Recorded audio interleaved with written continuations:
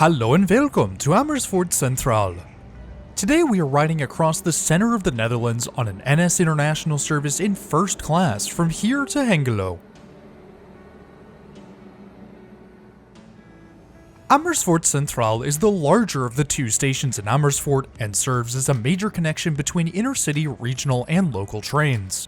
The station building is rather unassuming but still quite interesting, and features two curved structures protruding from the main facade. The rest of the station front is filled by glass panes, with the station name and clock taking center stage. Stepping inside, we're met with a massive atrium. The open space stretches from the ground floor to well above the buildings on either side, and with windows on the far wall and ceiling above, there's plenty of natural light. Grabbing a cup of coffee from the station kiosk, we can make our way through the gates and out to the platforms.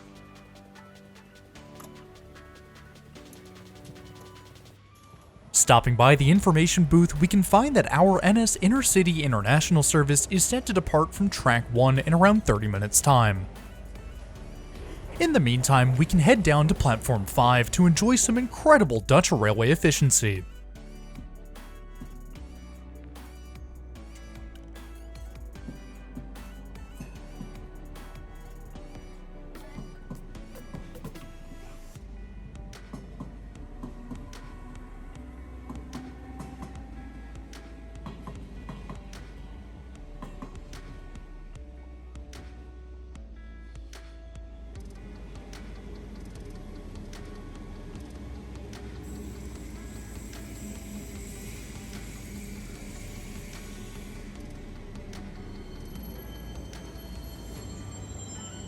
As we're out enjoying the sights of an efficient railway, our train pulls in on track 1, a full 20 minutes ahead of its scheduled departure.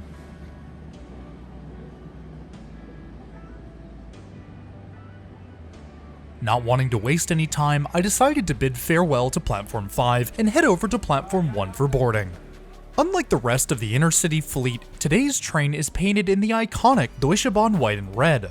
This is because our NS International service is also a Deutsche Bahn service.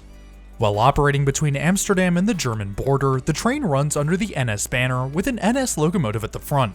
Once it crosses into Germany, the train transfers over to Deutsche Bahn, with one of their locomotives taking the lead to Berlin. In addition to this service to Berlin, NS International also partners with Deutsche Bahn to operate two intercity express services from Amsterdam to Basel and Frankfurt. Reaching the front of the train, we find the two first-class coaches and can climb aboard. Now, there may have been a wide open door on the first coach, but I wasn't going to pass up the opportunity to use what a one Jeff Marshall refers to as a coach with slidey windows, slammy doors.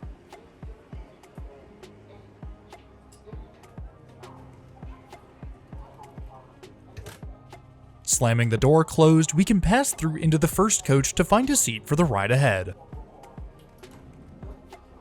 First class on Deutsche Bahn's intercity fleet operates with both an open seating plan and private cabins, although a quick look around reveals that first class is almost exclusively cabins on today's trip.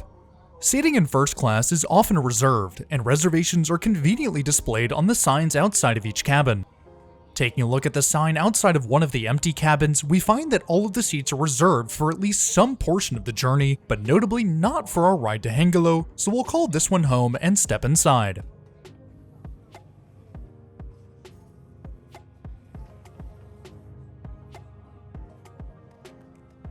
The cabins in first class are very nice. Each includes 6 large seats with plenty of space between each side of the cabin to stretch out and get comfortable. There are around 4 to 5 inches between my knees and the central table, which is high enough off the ground to not cause any real problems when sitting here. The tabletop unfolds, almost doubling the size of the table, but it only extends far enough to serve the middle and window seats of each cabin.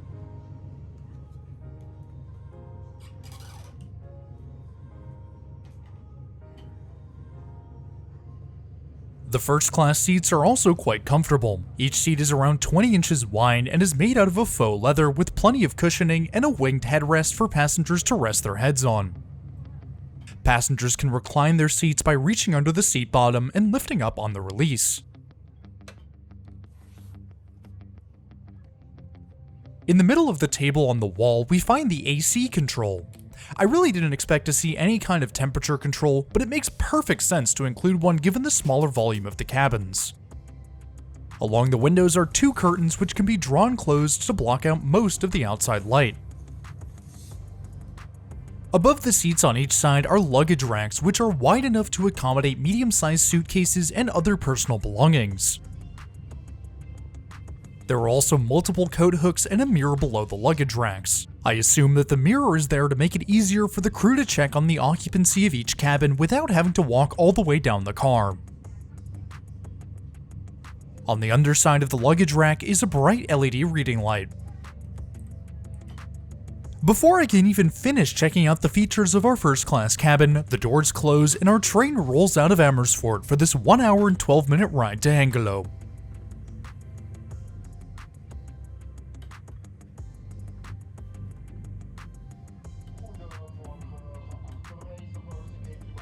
Turning back to our cabin, we can continue where we left off, the lights.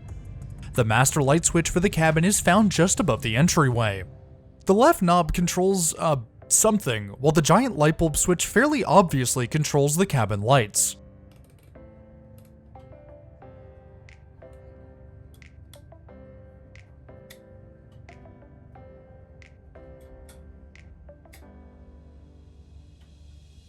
Beneath the seats in each row are outlets with one per seat for a total of 6.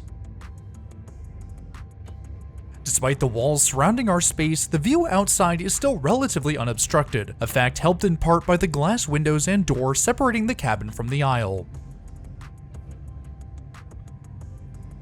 Before we get too far from Amersfoort, let's take a look at our route across central Netherlands. Our journey begins heading northeast out of Amersfoort, linking up with the A1 heading east. The tracks split the gap between Voorthausen and Barneveld, breaking off the A1 through IJssel ahead of our first stop in Apeldoorn. Continuing east, the tracks tango with the N344, crossing the IJssel River into Deventer. After another quick stop, our route meets back up with the N344, guiding us through Holten, Rijssen and Virden, and one last stop in Almelo before turning south for our arrival in Hengelo. We'll cover a total of 69 miles across the Netherlands today, with a travel time of 1 hour and 12 minutes. Stepping out into the aisle, we can have a quick walk around our train to see what Deutsche Bahn has to offer. First things first, we'll head forward where we can snag a look at our locomotive. On the front of today's train is NS number 1750, a class 1700 electric locomotive built by Alstom in the 90s.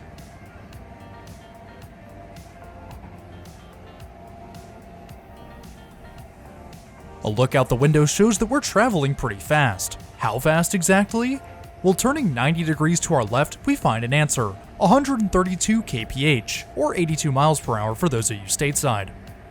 Deutsche Bahn includes these information screens throughout their fleet, with train speed and route information rotating through every minute or so. Locked away behind a plexiglass window are the master controls for the coach, and include the readouts for the onboard batteries, plus all of the controls the conductor could need for the coach and train. Also located in this forward vestibule is the coach's bathroom. Stepping inside, we're met with a very nice bathroom.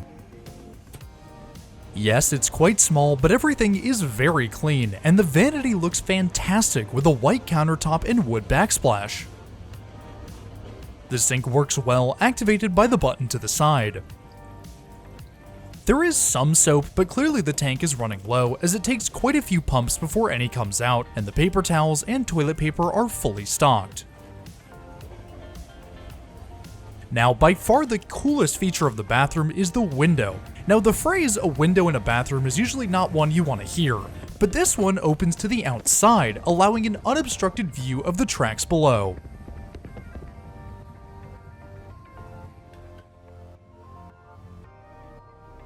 Stepping back outside, we can return to the comfort of our cabin.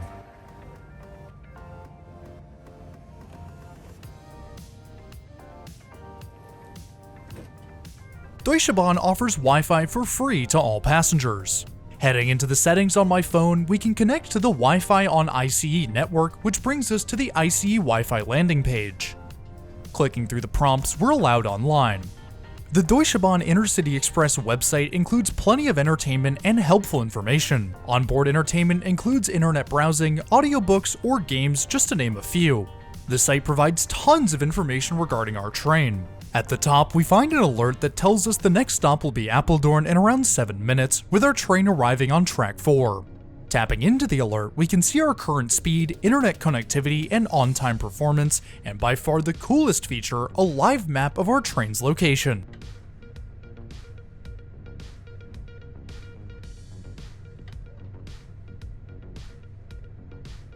Just as we saw in the ICE web portal, our stop in Apeldoorn comes around 7 minutes later, our train arriving as indicated on track 4.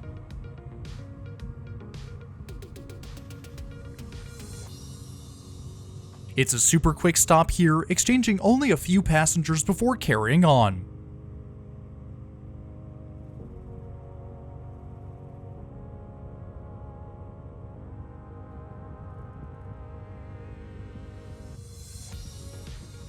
It's a quick ride in between Apeldoorn and our next stop of Deventer, but we're still treated to some gorgeous views of the Dutch landscape.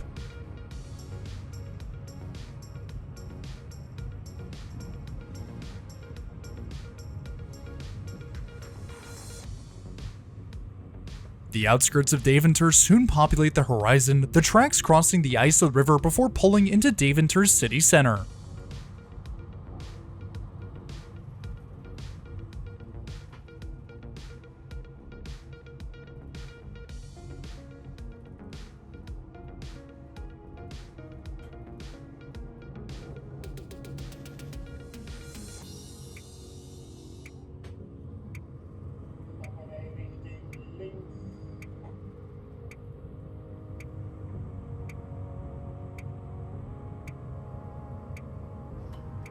A quick pit stop in Deventer later and we're on our way again.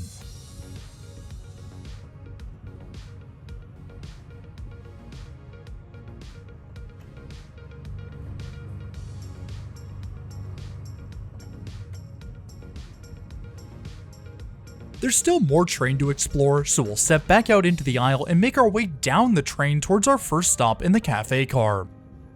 The cafe car on today's train shares a coach with first class, and after passing a few more cabins and some open seating, we reach the Bordbistro, or dining car. Because of its shared space, there are only a few tables for passengers to dine at, but each table is more than large enough for a full meal. At each table are salt, pepper, and sugar shakers, and a placemat to help keep everything clean.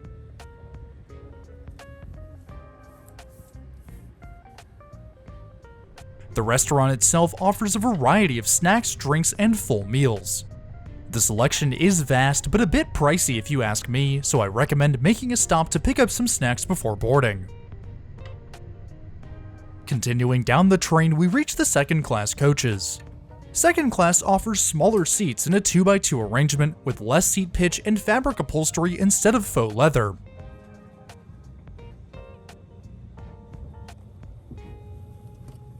The seats offer around 4 inches between my knees and the seat back, with a bit of space beneath the next row to stretch out or store smaller bags. Each seat includes a small seat back pocket, but it doesn't offer a footrest like we saw on the ICE3 train set. Tray tables are located at each seat and fold down from the seat back when the retaining latch is released. They're not great. The table is quite narrow and really needs a good cleaning to remove whatever pink mystery substance has been deposited onto it. Plus, the paint is starting to chip off from the edges, revealing the bare metal underneath. Above each row are 2 incandescent lights activated by the buttons towards the front. In between the seats in front is an at-seat trash can, a welcome addition to help keep these trains clean, although I'm not sure that it's worked. An outlet can be found beneath the seat, with the seat adjustment lever located just above it. Overall, they're not bad seats by any means, and would certainly suffice if you didn't want to pay the premium for first class. Returning to our cabin, we can take a moment to enjoy more of the vibrant Dutch landscapes.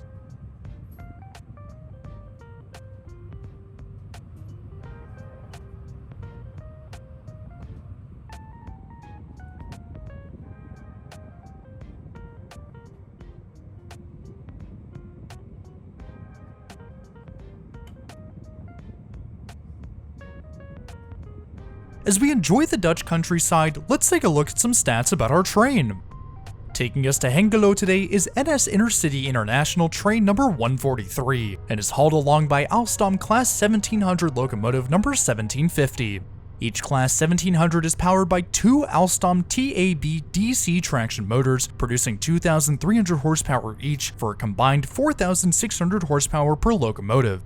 Each Class 1700 is rated for a top speed of 200 km an hour or 120 miles an hour, but is limited to an operational speed of 160 kph or 99 miles an hour.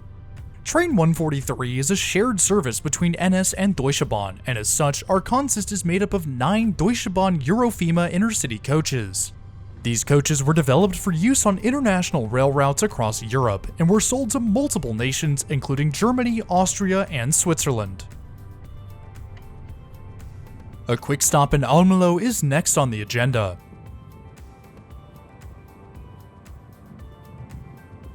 We picked up a few passengers and we're back on the move a few minutes later. The ride between Almelo and Hengelo is quite short, so we can grab our bags and make our way towards the front door to wait for our arrival.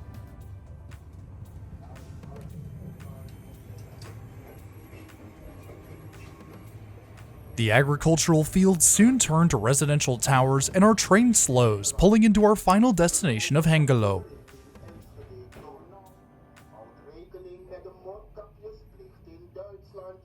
Coming to a stop, we can open the door and disembark onto the platform.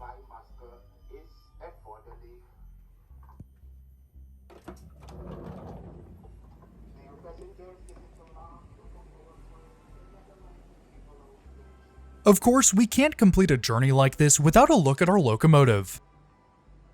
The 1700 series is certainly a strange looking one, with its large nose and downward sloping windows, but despite its questionable styling, it's still a cool locomotive. With the all clear from the conductor, the doors close and train 143 continues on towards Berlin, complete with a wave from the driver on its way out.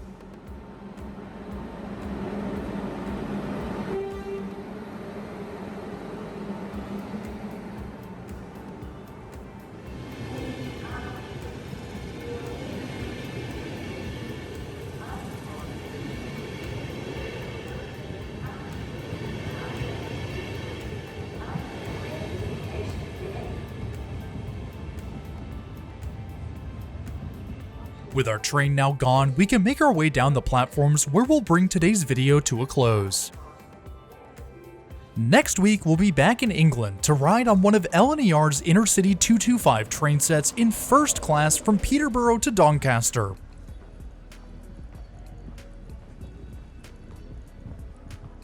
If you're new around here, then why not hit that subscribe button? It's totally free and it really helps support the channel. There's a lot more incredible content on the way, so stick around if you want to see more. As always, I want to give a huge shout out and thank you to my patrons and channel members. If you too want your name in the video or just want to support the channel in more ways than one, then head on over to the links in the description below. But anyways, that's all I have for today. Thanks for riding with me, and I'll see you in the next one.